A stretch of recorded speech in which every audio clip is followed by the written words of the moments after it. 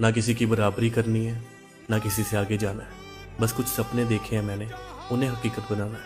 मुझे किसी की लाइन में नहीं खड़ा होना, मुझे खुद अपनी लाइन खींचनी है। ना किसी को कुछ दिखाना है, ना किसी को कुछ साबित करना है। जो आग मेरे अंदर चल रही है उसे सच करना है। जो सपने नींद तोड़ देते हैं, जो चैन छीन लेते हैं, उन्हें बस सोचना नहीं है, उन्हें जिंदा करना है।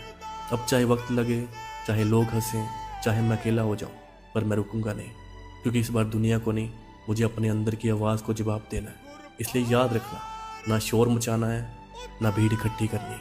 बस खामोशी से इतना काम करना है कि सपने हकीकत बन के खुद बोल पड़े। Thank you.